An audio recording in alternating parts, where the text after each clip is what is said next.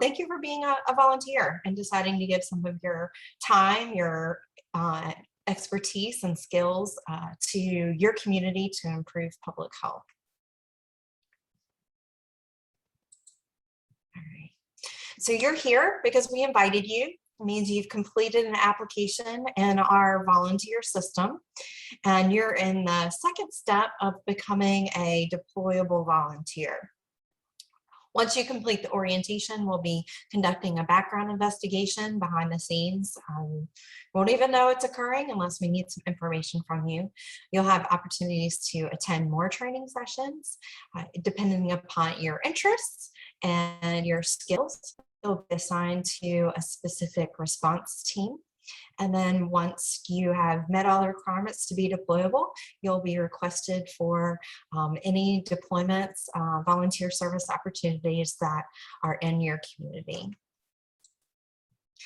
So this evening, we are going to cover the purpose and the mission of our Medical Reserve Corps program. Do a brief kind of overview of how Medical Reserve Corps program supports public health and our responsibilities in emergency response and COVID-19. And of course, we'll go heavily through COVID-19. We definitely want you to understand your roles and responsibilities in serving as a Virginia Medical Reserve Corps volunteer. And in order to facilitate your volunteerism, there is two systems that you need to know about: a Virginia Volunteer Health System and Train Virginia. So we'll do just a little brief overview in that, so make sure that you're familiar with those two systems, and then talk about the next steps. This program started because of September 11th. We had a lot of people that wanted to help in their communities, and we had no way to mobilize them to New York or to Northern Virginia so that they could share their skills as medical professionals and help respond to the terrorism attack. Now we have a very robust program, and it is the backbone of that program is our emergency system for the advanced registration of volunteer health professionals, and that's the Virginia Volunteer Health System, VBHS. Our main program office at the national level is in the Department of Health and Human Services, and the Assistant Secretary for Preparedness and Response in the Office of Emergency Management. And our program in Virginia is in the Office of Emergency Preparedness. That's where I seat. And we are a state government federally funded volunteer management program. So we are not a 501c3. We do not raise money. We're not Red Cross and Salvation Army and a lot of those other really great volunteer organizations. We actually support our local health departments that are locally funded, state and federally funded, and we augment and support the Virginia Department of Health and public health systems, sometimes working with our hospitals and other partners. And that'll come across as we go through the presentation tonight. So basically, volunteerism in Virginia is live and well, and our volunteers, you have the opportunity to support VDH in your community in two different ways. One, we have regular ongoing public health initiatives when we're not responding to pandemics. And then of course, opportunities to respond during public health emergencies. And our tagline is Volunteers Protecting Virginia's Health. And I don't have all COVID pictures in this presentation, so I just want to say, if you see a picture that has volunteers smiling without masks on, that was pre-COVID. So the picture actually to the right was a flu vaccination clinic right before H1N1 in Northern Virginia. For public health, our volunteers are an extension of our local health department staff and really addressing gaps in their community's public health. And that looks differently throughout the state, depending upon the area, economic status, what public health looks like in rural Virginia is different than downtown Richmond. And so there's a lot of variety and opportunities for you to support your community. This is pictured here, some volunteers providing blood pressure screenings at a health and outreach event for our homeless population. We do that regularly every year in multiple MRC units across the state. And we try to reach out to our community members and provide them with information and access to healthcare. We also are the face of public health out in communities for events. It could be your farmer's market, just a lot of different community events, and we share information about emergency preparedness. It might be Lyme disease, it could be the WIC program, whatever programs that the local health departments feel like need to be promoted in their communities. We help to support them and stand alongside as public health champions. This was during COVID, obviously everybody's wearing masks. We, in the southwestern part of Virginia and several other MRC units across the state, support drug take back in the spring and the fall. Particularly out in the southwestern part of the state, the opioid epidemic has really impacted the communities there. And so this is a partnership with our public safety officers, and we collect unused medication. And every year out in Southwest, I think they get about 3,000 pounds of unused prescription and over-the-counter medication, and try to keep that out of the hands of people that would use it potentially to overdose. We have throughout the state supported first aid in many events, usually our large scale community events. That could be in the Eastern region, the Rock and Roll Marathon. Actually, volunteers are going to be deploying in a couple of weeks to the Alawite County Fair. This is a picture of volunteers for the inauguration, working with the National Park Service, the U.S. Public Health Service, and our disaster medical assistance teams, providing first aid at medical tents along the National Mall. And that is a regular occurring activity that we support. So there are a lot of different things that you can choose to do to support public health, or you can choose to do emergency response only. I think what is really cool about being an MRC volunteer is you get to choose how often and what type of volunteer opportunities are of interest to you when you're available. So there's no volunteer requirements. There are just lots of really good opportunities. So COVID is not our first pandemic. If you were around then, which I imagine everybody was, we had H1N1. Comparatively, we mobilized about 2,000 volunteers for H1N1 vaccination. We have volunteers that have supported the Ebola virus response and monitoring individuals that are coming back from other countries. You may not be aware that mosquitoes are the #1 killer of any type of insect and animals. And so Zika was a big response for us, and volunteers helped to support outreach and education. And then, as I mentioned, our opioid epidemic, and that is continuing, and we continue to fight that battle. So in public health emergencies, we have 4 main functions that we at the Virginia Department of Health are responsible for. And when I say VDH in the Virginia Department of Health, that, when you break it down, is the responsibility of our local health departments. So we coordinate medical, public health, mental health, and emergency medical services. So we don't provide all of that. We help to coordinate with those partners, and that might be, with the hospitals, with our local pharmacies, with our primary care physicians. Our Office of Emergency Medical Services is actually in the Department of Emergency Preparedness, or alongside emergency preparedness. And so we have that kind of leadership at the state level. We conduct active disease surveillance and investigations. Our epidemiologists bless their hearts, have been really, really busy over the last probably 2 years. And working and tracking COVID, but we also have still we still have norovirus, and we still have flu outbreaks, and we still have our regular things that happen in schools that we have to track as for disease surveillance. It may not be emergencies yet, but we have to monitor them to make sure that they're not going to become emergencies. Our Office of Emergency Preparedness is tasked from the federal government and CDC. We receive funding to practice and develop plans for our ability to mass dispense Cipro, Doxy because of an anthrax attack, or vaccinations because of a pandemic.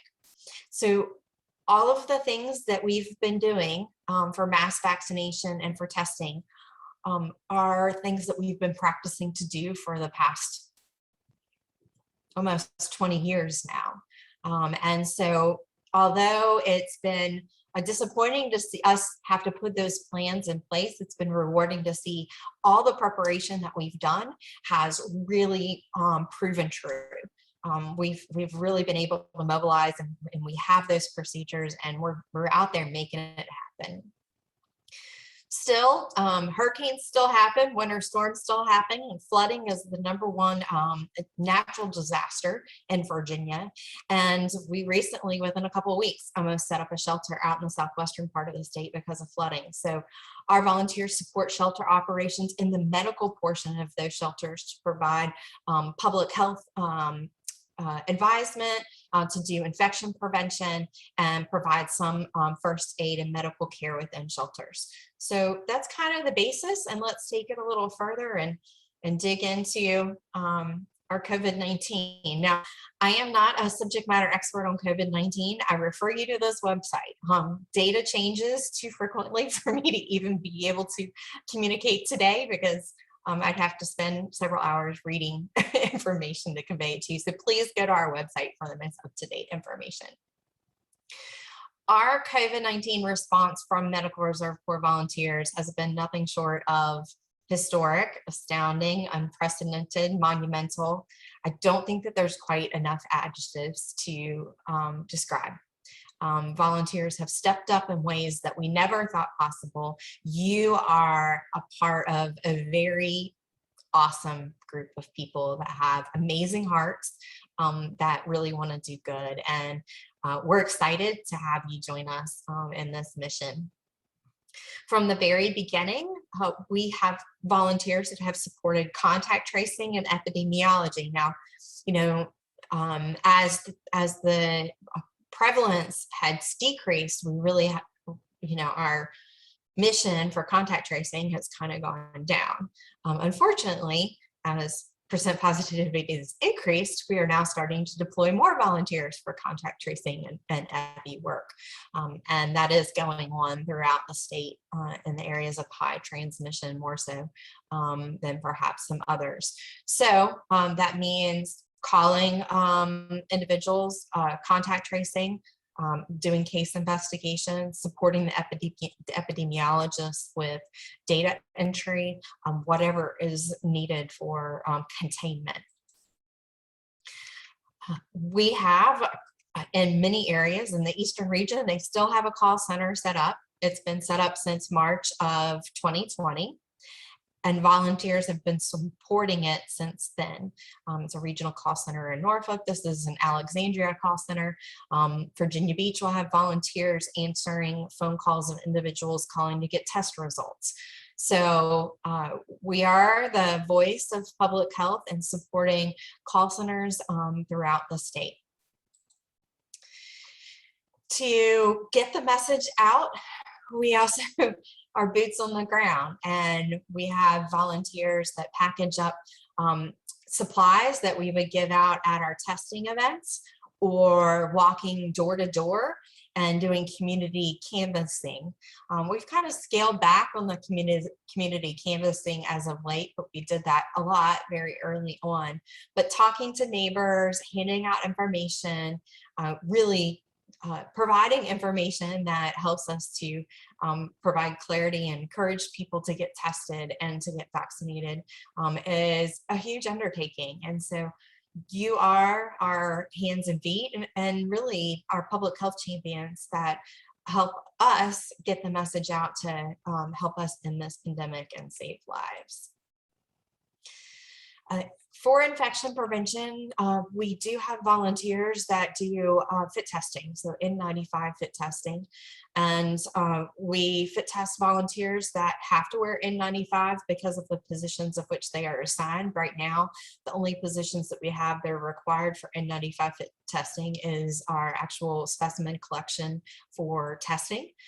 We have to do the nasal swabs for to do the COVID testing. So we have volunteers that do fit testing. We provide the masks, make sure that you are properly wearing them, and you know, we want to make sure that you're safe.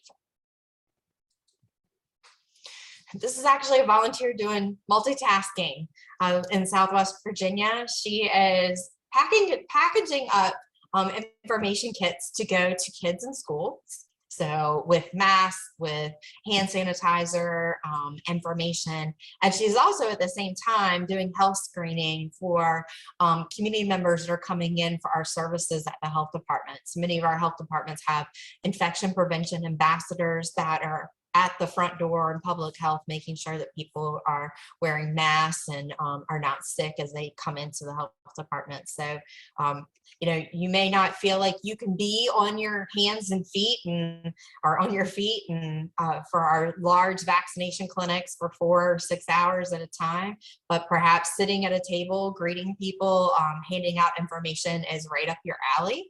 So there's a little bit of an opportunity for everybody to serve. Testing has started to ramp up in many of the areas. We do have a lot of vendors that are providing testing. That was not the case in summer of last year. We have volunteers that were doing a lot of the testing along with our Virginia National Guard. This was actually in a mobile tent behind Centera Obisi Hospital where volunteers were providing testing to limit the surge in the ED for people just wanting COVID tests. And so it might be a tent outside. It can be a drive-through clinic for testing. There's many ways, and we really have, as we've fine-tuned our plans for our mass dispensing, we really try to think outside of the box. You know, we're providing care to the community in a non-typical clinical setting, right? It's going to be in the schools, it's going to be out in a tent, it's going to be in a church. So we really have to be flexible and, you know, make it happen wherever we think is the right place that's available to us. I want to share with you, you may or may not be aware that, well, actually, we're still in the thick of it for another couple hours. We have been mobilizing volunteers for COVID-19 testing at the Dulles Airport, and they've been testing the refugees from Afghanistan and the Americans returning from Afghanistan. And the first thing that happens when those individuals come off the plane is they get a COVID-19 test. And that has been what we've been doing with the health department. So our volunteers working and directly with our local health departments that have been leading it. And we have deployed over 250 volunteers in the last week to support COVID testing in a 24/7 period. So we have 3 shifts. We have volunteers that serve from 11 o'clock at night to 7 in the morning. Just some amazing people. We have onboarded interpreters for Farsi, Dari, and Pashto, and they have been this Fairfax MRC volunteer is obviously interacting with one of the refugees and helping them to answer their questions, maybe even giving them their COVID test results. And that's been really meaningful. This is just one of the ways that we have kind of stepped outside our typical box and responded to our public health concerns and needs in the community, and volunteers working alongside TSA and U.S. Public Health Service and all of our federal partners. It's been nothing short of amazing to see what we've been able to accomplish. And this won't be the typical mission, but I really wanted to kind of brag about how cool I think it is that this picture was snagged off a CBS News article. So we've done great things. And probably our largest and most challenging mission is mass vaccination. And, you know, although the COVID vaccination has been our largest mission yet, we do mass vaccination every year, not only you know, for exercises, we set up mass vaccination drive-throughs. So this is actually a flu vaccination event that we did to practice our COVID-19 vaccination. So what's a little bit of challenge with the COVID-19 vaccine, and it makes a little logistically harder is the need to monitor people after their vaccination. And in the vehicles, that's a lot more difficult than it is in the walkthrough type of models. And that's why you've seen most of our vaccination events have actually been walkthrough models versus the drive-through. But we use the drive-through model for our point of testing missions. And this is what we practice. But we also do school immunizations with a volunteer in Fairfax with a drive-through school immunization clinic. We are kind of mirroring in a lot of different places clinics that have both school vaccinations and COVID. That's occurring in Norfolk at Military Circle Mall. And a lot of the other health districts across the state are having dual purpose vaccination clinics. So come get your COVID shot, come get, you know, any of your Tdap and whatever you need to come back to school. And then we have been boots on the ground from day one and the start of vaccinating healthcare providers, and have not stopped with vaccination since that first day. Oops. So our vaccination clinics have looked you know, different according to the population that we're serving. Right now, we are doing a lot of schools, and we have offered, you know, the COVID vaccine now that it's been made available to 12-year-olds and older and within our school settings. And so you might see that we will have more of these once our other vaccines get approved by FDA, not under the EUA. And then we've worked alongside our healthcare system partners, and volunteers have supported them. So as we're looking to the boosters, potentially we could see where volunteers would be going back in like we did in December of 2020 and working with the hospitals and supporting their efforts to give booster vaccines to the healthcare providers that got the vaccines initially. So we'll see. We're certainly not done putting shots in arms for sure. And we're going to continue to support as needed. So we have more non-medical volunteers than we do medical volunteers, because it takes a lot of hands and feet to move the stuff around, to put the paper, to hand the papers out, to talk to people, to collect papers, to enter stuff in computer systems, to direct traffic, to do all the logistics that are necessary in order to make our vaccinations clinics a success. So if you're kind of like, well, I'm not a medical person, where do I fit? You can definitely fit in logistics. If you're computer savvy, you know, this is a great place for you to serve, because the logistics gets there first and sets everything up, and then our volunteers walk alongside. So I'm gonna just give you a quick little preview of some of the positions. So this is a grader. obviously waiting for people to walk through the door. Typically would encourage people to go left or right, depending upon who they are. If they're, if they have children with them, they might go down one hall. If they don't, then they're going to go down another hall. So we have greeters. We have individuals that hand out masks and information as people walk into our vaccination clinics. Registration tables where we collect information, make sure that you have appointments or you're registered in our vaccination systems. And we have, of course, our vaccinators, and we have volunteers, our medical volunteers, who also perhaps assist us in mixing Pfizer, drawing up vaccine, preparing, managing vaccine temperatures, all the logistics around that, as well as we have over 3,700 volunteers that are COVID-19 vaccinators across the state. And at the end of a vaccination clinic, we have medical and non-medical volunteers that do monitoring. So they have, of course, their first aid supplies there at the table, and they make sure that people stay within the monitoring area for the specific allotted period of time, and check them off before they exit the clinic. So why do we need volunteers? We don't have a lot of staff in public health.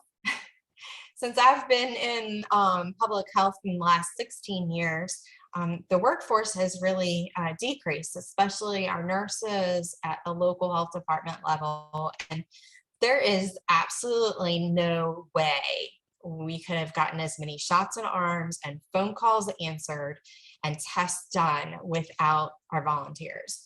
We've been able to very quickly expand capacity. I mean, to be able to do the testing event in Dulles Airport allowed us to provide testing over the weekend when our public health staff were just burnt out and they needed time off, and really allows us to very quickly expand capacity. We got the request for that mission on a Thursday, and we have volunteers deployed Friday morning. And there's not many contractors that can put boots on the ground as quickly as that. And that qualified, dedicated workforce to public health. So we need both the support and medical.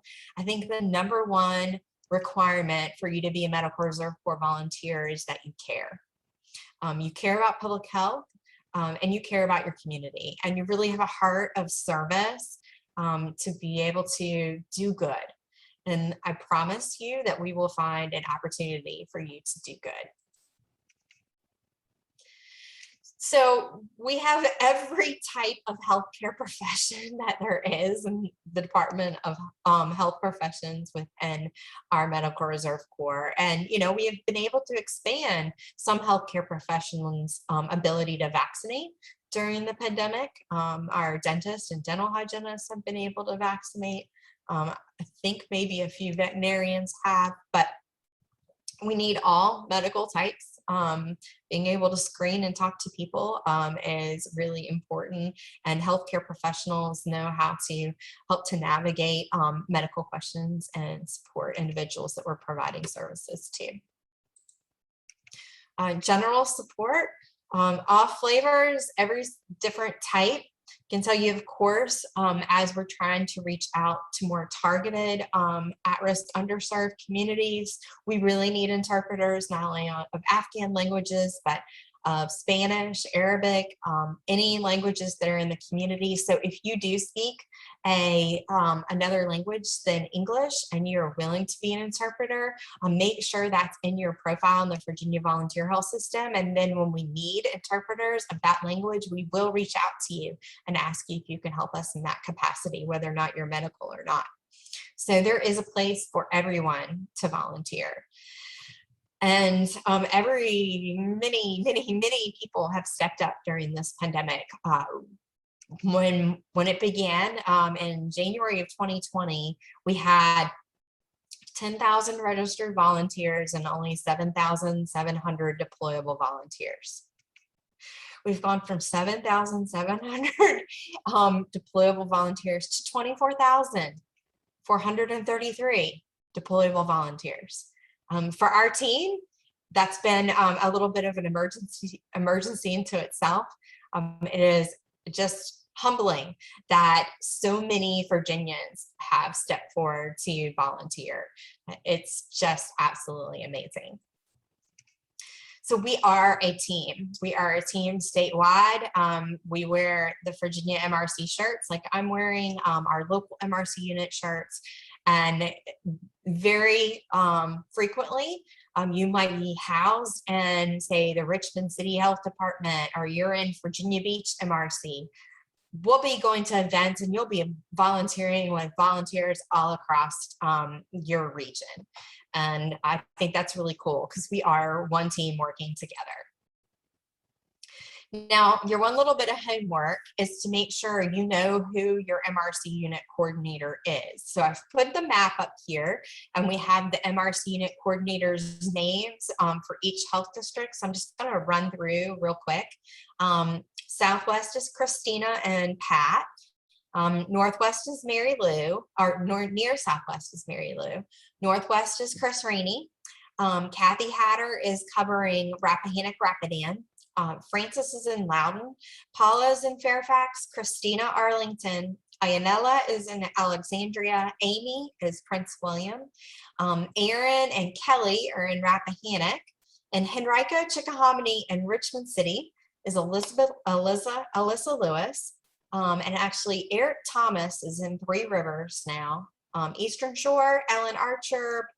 Peninsula is Olivia. Norfolk is Summer. Samara is in Portsmouth. Melissa is in Virginia Beach. And Chesapeake is Tom. And John is Western Tidewater. And Caroline is in Chesterfield. And Chris is covering South Central. So we have a very large team. We also have a state team, and we have kind of a little blue box up there. I'm the state coordinator.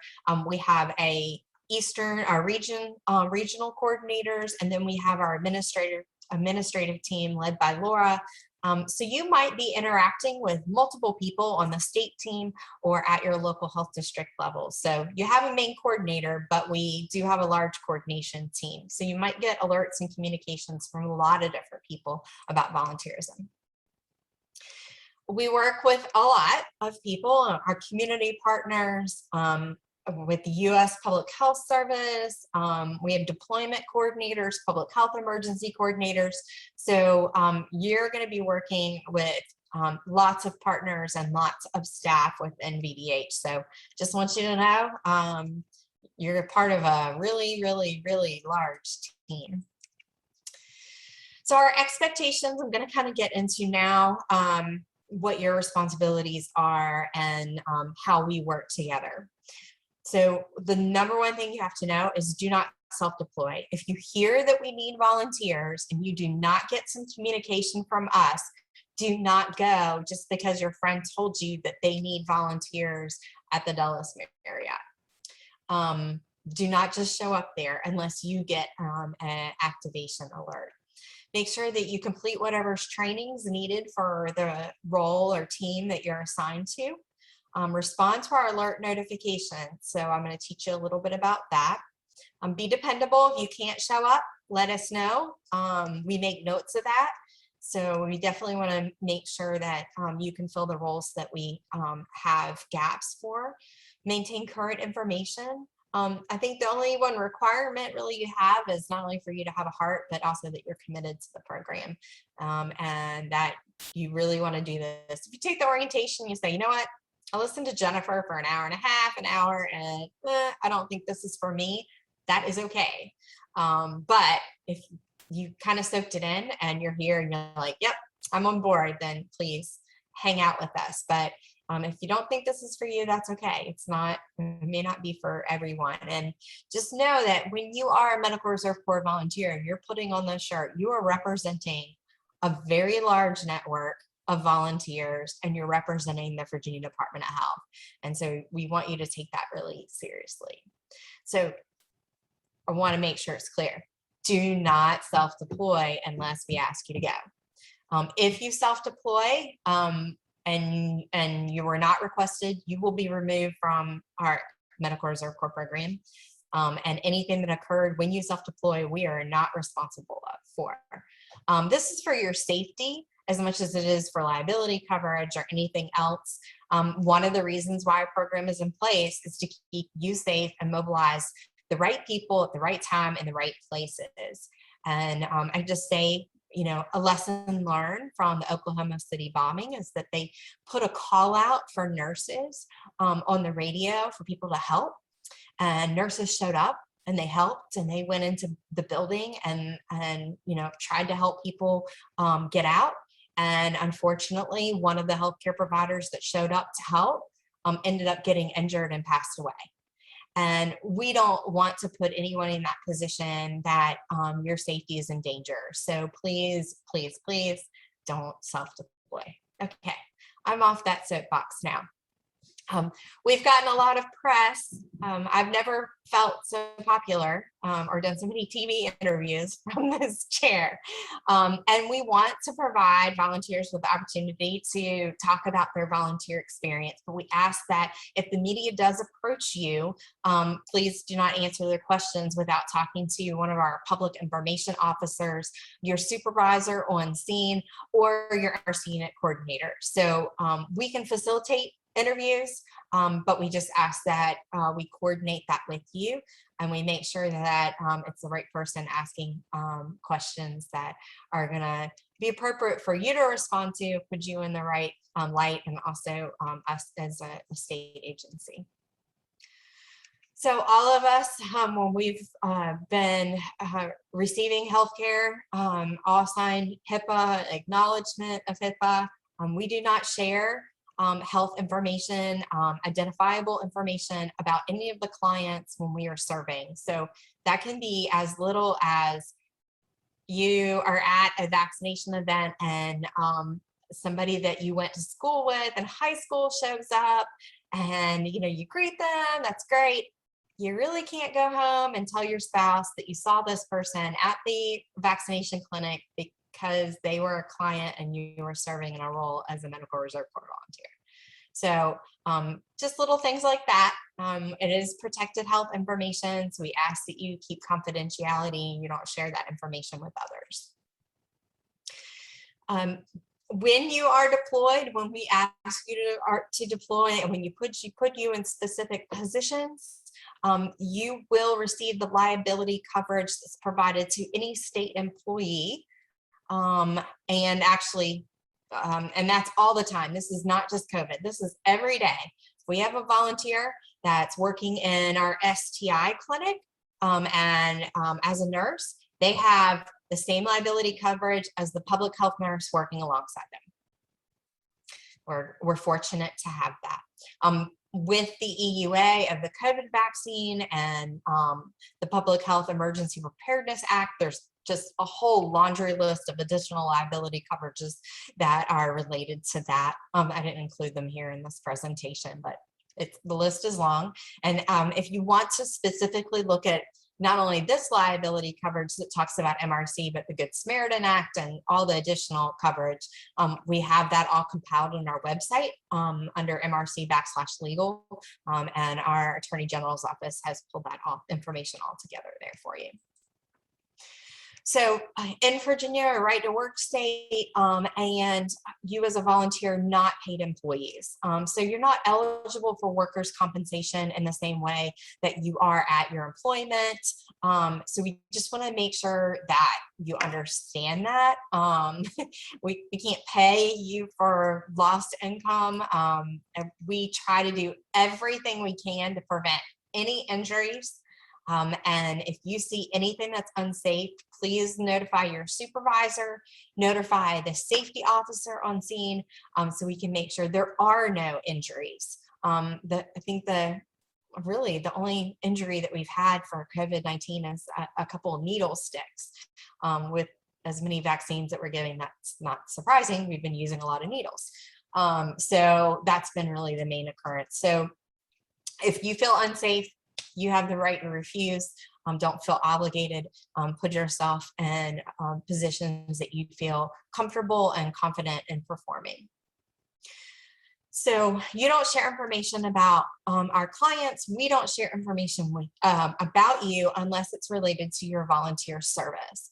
Our health department staff, all of our emergency preparedness staff, all have access to your information. When we deployed volunteers to the airport, Dulles Airport testing event, of course, their information was provided to TSA and to the health department and everybody that needed to know who they are. And that's the only way in which we would be providing that information. We provide the emergency contact information in case something were to happen to you on site and there was a medical concern and that site supervisor would need to call your BCI. We provide that information to that site supervisor. So I want to make you know, we don't share our email lists. We don't send communication out that's not related to volunteerism that we have in the Virginia Volunteer Health System. So let's talk about VBHS. It is the engine that runs and helps us to manage. Can you imagine, you know, you got your contact list on your phone, right? And how many times you have to go through and delete it, manage it, and you scroll down and there's like, you know, 200, 300 people in there. VBHS has 34,000 contacts and we call them and text message and everything through our system. So you've completed an application. I want you to promise me, Jennifer, I will never go over here and hit this blue button that says register to volunteer again. We're going to come over here to the right-hand section and for the login where it says please log in, write your username and then your password. If you have problems in logging into VBHS, there's this trouble logging in, click there and you can reset your username and password, security question, you know, you're probably used to all that by now. For some reason you still have problems, click contact us and you can email our admin team and they'd be more than happy to help you get access into the system and reset your passwords. When you log into VBHS, you're going to have a dashboard. And on that dashboard, you're going to see all of the recent alert communications about volunteer activities and communication on your dashboard. You can click over to My Account and edit all your information. I'm going to show you how to do that in just a minute. You can upload any training certificates you have. So if you've completed some training, perhaps through your employment, you have a certificate for vaccination. If you're a pharmacist and you want to upload that, you can upload that into the system. And you need to change your contact information. We created a quick link there that you can get there. If you want to know who your MRC Unit Coordinator is, on the dashboard, you have your unit coordinator's phone number and email address. So this really kind of is your landing page. I'm going to show you a little bit more about updating information. So when you click the update information, it's going to bring you over to some screens that look pretty familiar to you when you are applying to be a volunteer. And so anywhere in the system where you can make edits, you could come over to the little edit button to the right-hand side over here, click it, and the fields on that screen will open up and you'll be able to make edits to it. This is a profile of a very adorable volunteer.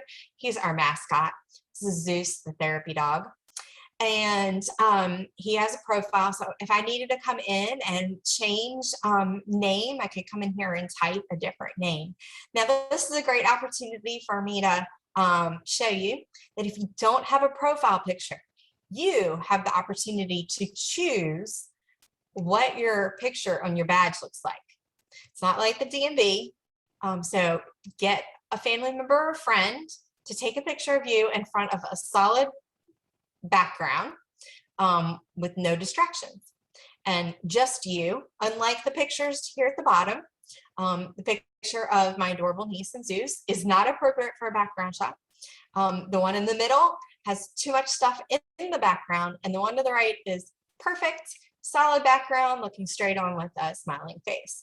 So if you don't like the picture that you uploaded, please go back and change that picture. We cannot accept pictures of your headshot from your driver's license.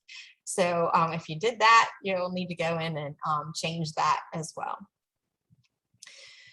Having update contact information, making sure that your email address and your phone numbers in VBHS are really important. When we send communication out, at the bare minimum, we're sending email and text messages. So when you enter in your information, make sure that you have selected that you want both email and or phone and text. And make sure you don't choose your home phone to get text messages. I know some people don't even have home phones anymore. Everybody's using their cell phone. But anyways, make sure that we can get a hold of you. Email is not always reliable. Sometimes things go in spam filters. So text message is a great way for us to let you know that we're looking for volunteers. And for credentials, we need your identification for us to run that background investigation. So make sure that it doesn't have to be scanned and perfect. I'm talking, you can put your driver's license down on the table and take a picture of it and upload it into Vbhs, and we'll be able to process your background investigation.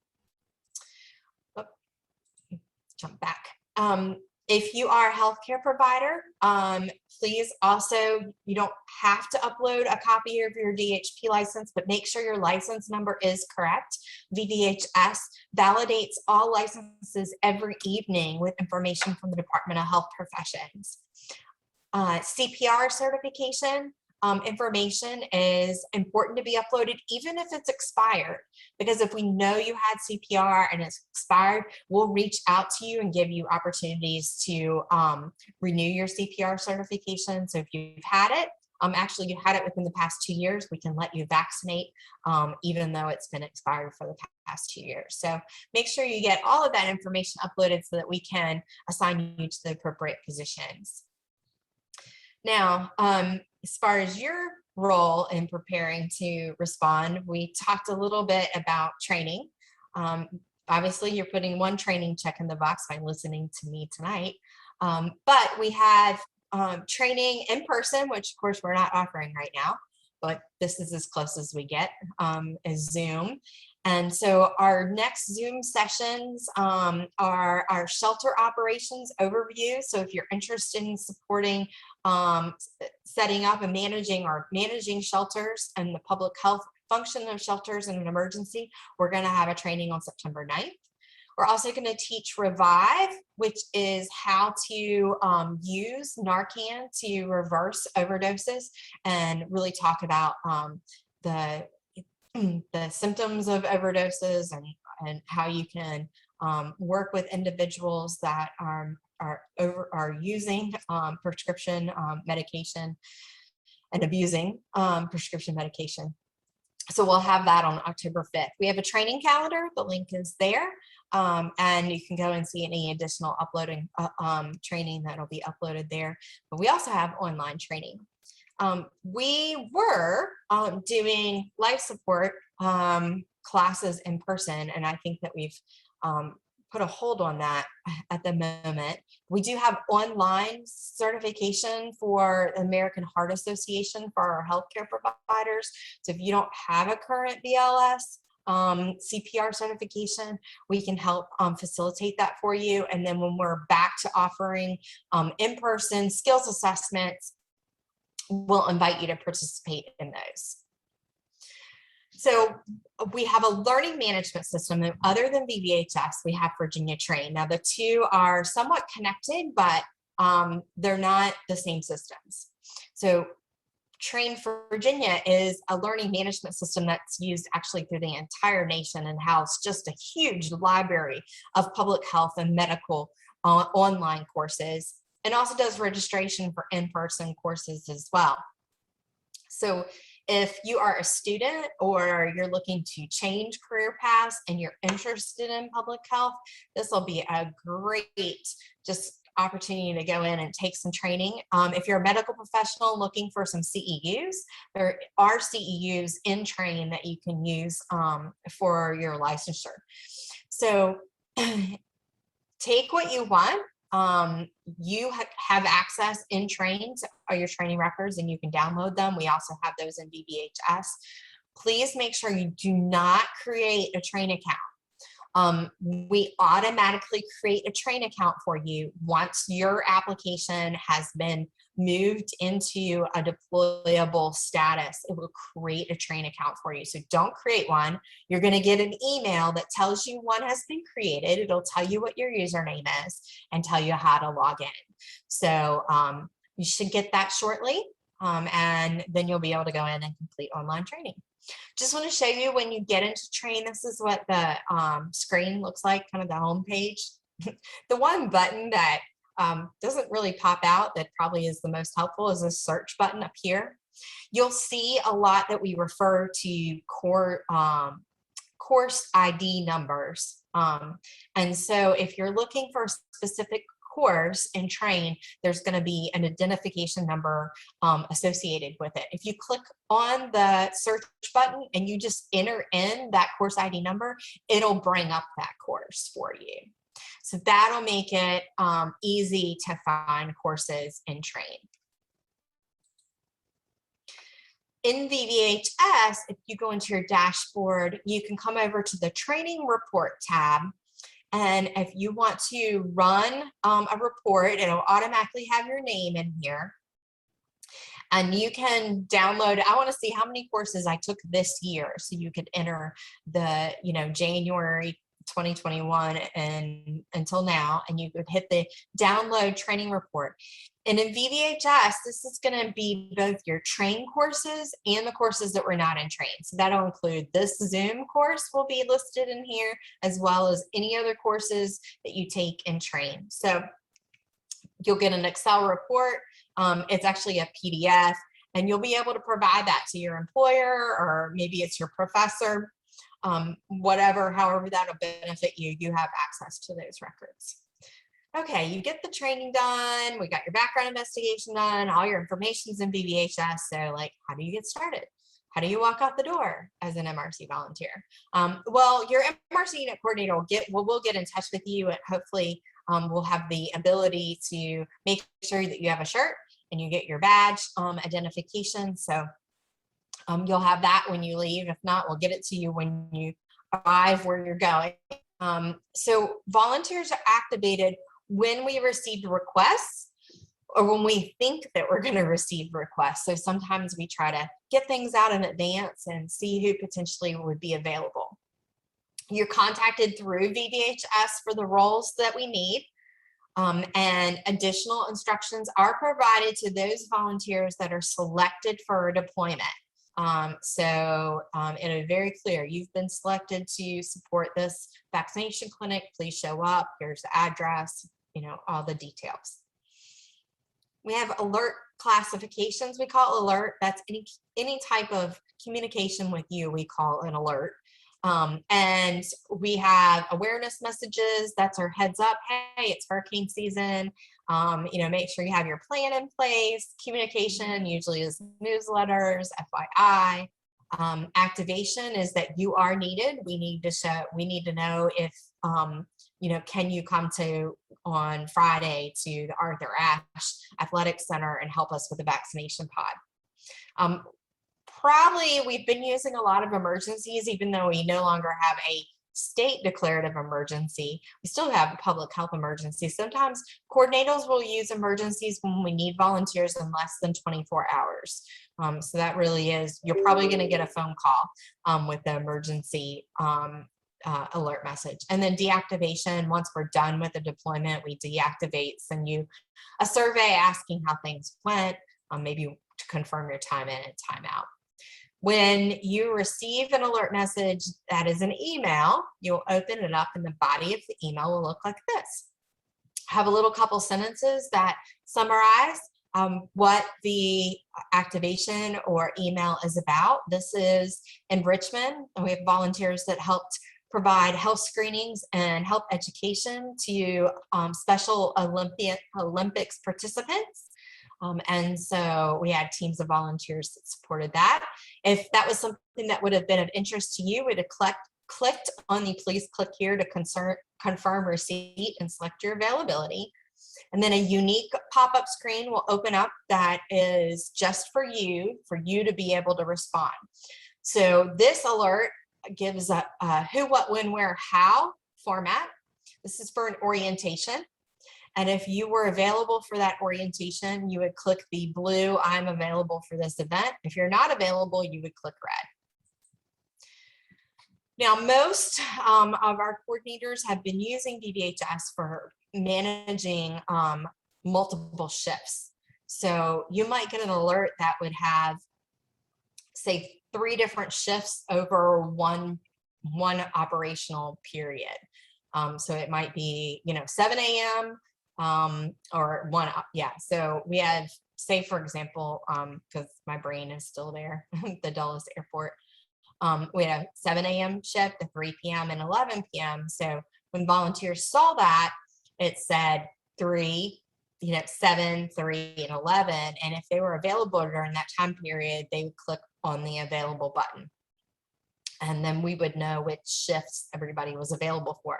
Now, if only 2 volunteers are needed or 6 volunteers are needed, once that has been filled, the shift will close and you will not be able to respond to it anymore. Some of our unit coordinators are providing a standby option that if it overfills and we want to have a list of a few volunteers that are willing to fill in, they'll give you a standby option.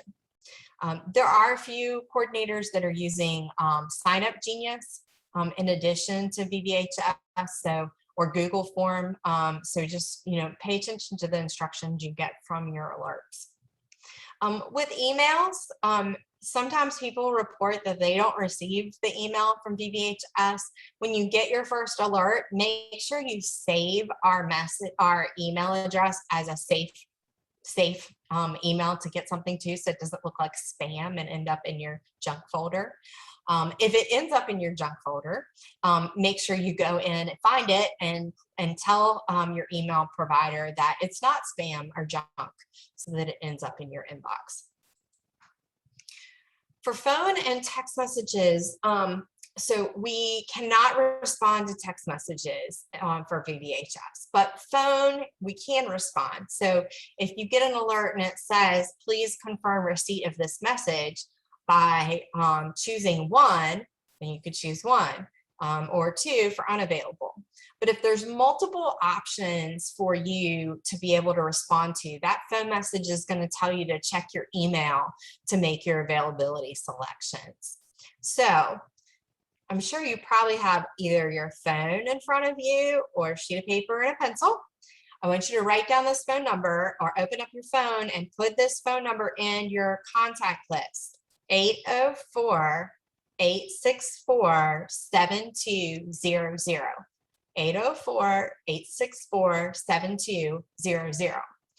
All of the communication from VBHS to volunteers will come from that phone number. So save it as MRC Communication, Virginia MRC Alert, so that when you see it come through your phone, you're not thinking that we're the people that are calling you asking for you to up your warranty on your car. I'm sure you've probably gotten one of those. The spam on cell phones and home phone numbers is just horrible. So we're not trying to spam you. Put us in your safe sender so that you can get the communication. So you can also check VBHS and to see when the last alert was that you received. For some reason, you can't find it in your email. And then if you need to check with your coordinator, their email and contact information will be listed on that dashboard as well. So hopefully our goal is that we have enough volunteers that when we have a request, there are enough people that can click on that blue button and say, I'm available. Now, we don't expect that everybody is going to be available. And we only want you to say that you are available when you feel qualified for the position that we're asking. You physically, personally, emotionally are ready to respond. We all have very complicated lives and a lot of different responsibilities. Don't feel pressured. If your child has an event or something's going wrong with your family, focus on them. It's okay. You don't have to volunteer because there are a lot of people that are going to come and help. And just make sure that you can make that commitment. You don't have any conflicts that might mean that you can't show up. Definitely read the request. Make sure that you understand what you're responding to. Some deployments are not for everyone. We sent volunteers to North Carolina because of Hurricane Florence. They deployed for over a week. We actually had one that was two that were stranded at a hospital because the roads were flooded, and a National Guard helicopter picked them up and delivered them to a small town, and they supported a shelter for about, I think it was 6 days. That's not the type of response for everyone, and that's okay. So make sure that when you are responding, that you understand what you're going to be supporting, that you're comfortable with that. And also, if we're asking for medical volunteers or asking for vaccinators, that you feel that that's within your best practice of what you're skilled and qualified to do. And, you know, there's a lot of people that are nurses that don't feel comfortable giving shots anymore. That's okay.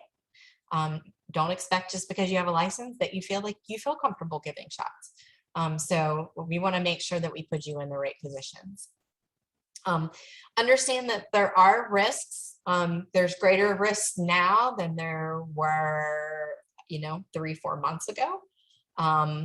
There are a lot less risks than there were in spring of last year, when we didn't know very much about COVID and everybody had to wear N95 masks. So, really, we want you to protect yourself. If you're high risk, there are low risk positions. If you don't feel comfortable at a testing event and potentially interacting with other people, there are a lot of behind the scenes positions that limit interacting with other people. We also have some positions that are virtual positions. So make sure that you feel comfortable with where you're volunteering. And no, it is okay to say no. It's all right. We want you to say yes when you are really excited about the volunteer opportunity. And it is okay to say no. I'm always pretty positive that we'll always have people to step up and respond, and to do what we need them to do. I didn't mention, and I usually do on the slide, if I went back a few slides, make sure you do respond to alerts. So if you're not available, just go in and click I'm not available. Because what will happen is if we don't get enough responses within the period of time of which we need to fill some shifts, we will resend that alert to people that have not responded. So if you're not available and you didn't even tell us you're available, well, guess what? If we send that phone call, text message, and email again another 4 hours, you're going to get that phone call, text message, and email. So make sure that you just click the not available button and we won't bug you anymore. But some of our coordinators, if they don't get enough people as fast as we're getting requested for them, they're going to send you another alert. So make sure you respond. All right. So when you go, you are a volunteer. You wear this shirt. Remember that you do represent this very large group of awesome people, Medical Reserve Corps.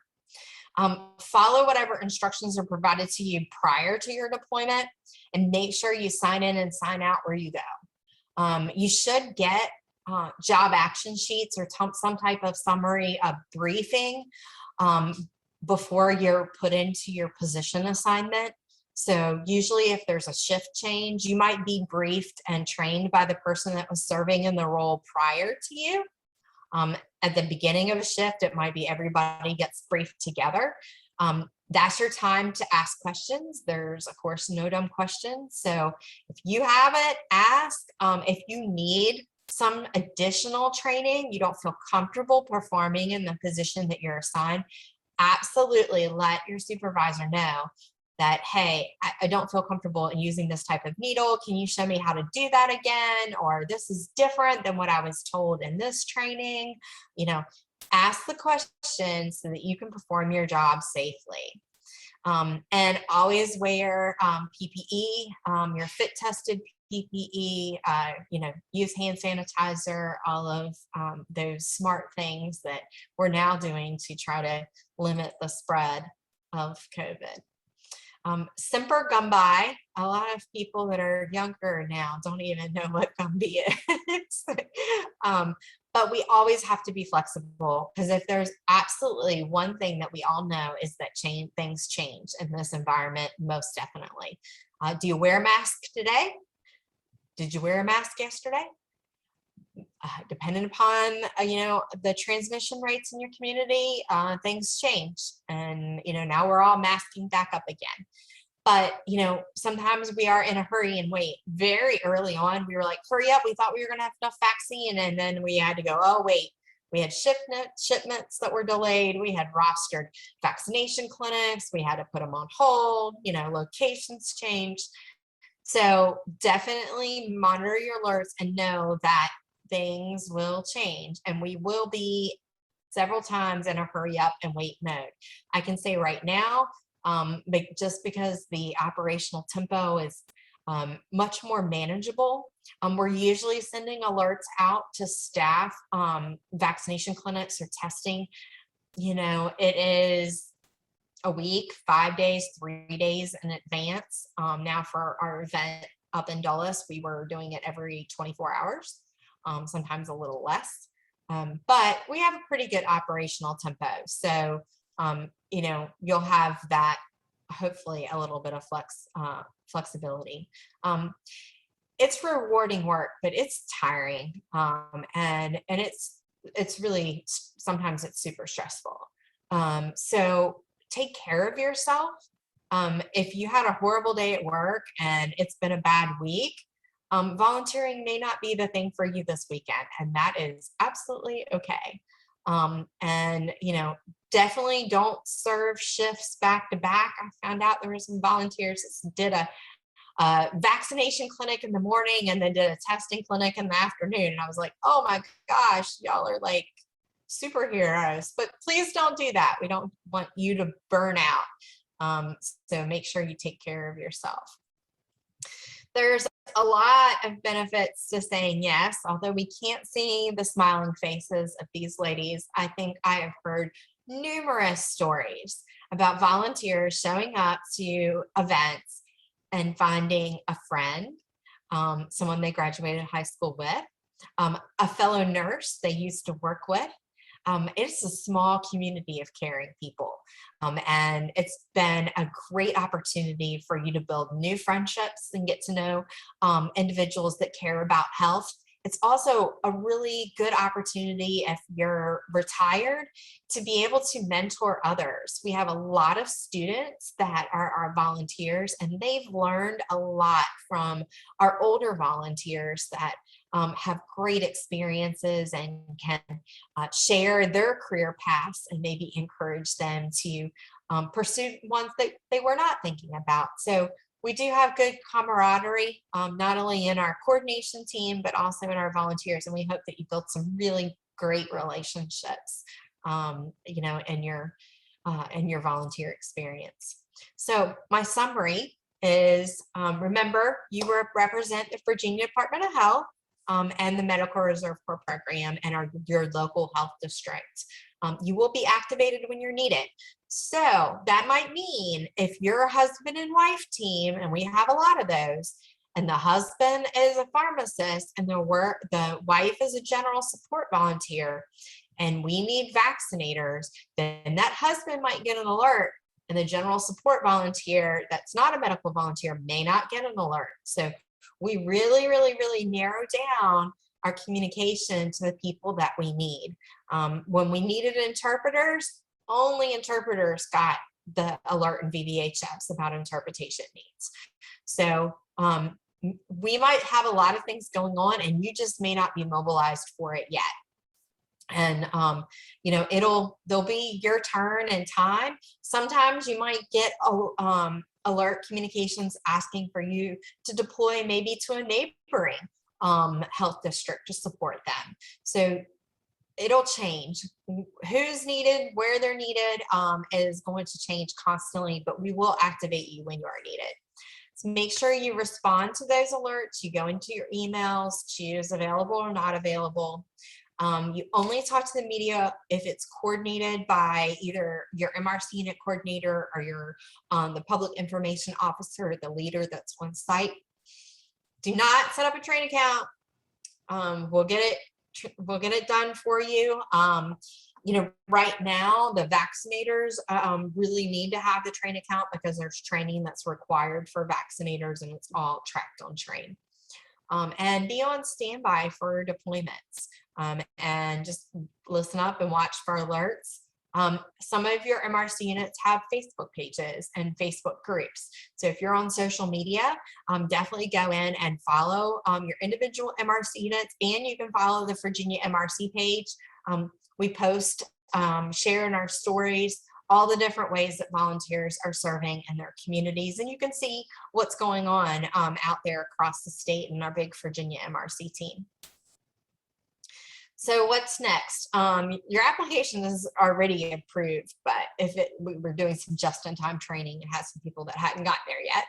But your application's approved. Make sure you check on those pictures. Make sure that that's the smiling picture that you would like printed on your badge. Complete any online training. There's online training for contact tracing, online training for vaccinators. Be ready to mobilize, and then be expected to demobilize once you're mobilized. So you might be getting, once you get your background investigation, your orientations done, you could be getting an alert on Saturday. You could be getting an alert on Wednesday. I don't know when it's going to be, because sometimes we don't know until we know. So just hang tight and listen up. Some of your MRC units might be a little quieter at the moment, but I think that's going to change in the next couple of weeks. So just be on the lookout for those alerts. Now, to get credit for our time together tonight, you need to do our virtual roll call. And we have a web page. It's a Google form. It's vbhs.virginia.gov/MRC/roll call. Laura will also put it in the chat box for you. And the secret phrase for roll call for this orientation is VA MRC rocks. Doesn't matter if it's capitalized or not, but VA MRC rocks. So fill out the form, tell us which MRC unit you're with, and give us the secret phrase, and your orientation will get documented into the Virginia Volunteer System, and we'll process your background investigation. If you ever have any questions about your VBHS account, your train account, you can always email our vamrc@vdh.virginia.gov email address, and someone on our admin team, Carrie, Moira, Laura, anybody will get back with you and provide the answers to your questions or connect you to those resources. I think right now we're doing pretty much a 48-hour turnaround time on email. At one point in time, it was like 5 days because we had like 2,000 emails a day. We got it. It's much more manageable now, but we'll get back to you. So do roll call. VA MRC rocks is the secret phrase for tonight's session. Now, if you take, there's a mass vaccination overview. We did a testing overview this past Saturday. We had a testing overview, and we'll be posting that to our webpage. So it'll be a recorded training that you can go in and watch. And I think there were almost 500 people that participated in that on Saturday, which is great because I think we're going to be doing more testing. So last but most definitely not least, thank you for joining our team and choosing to volunteer.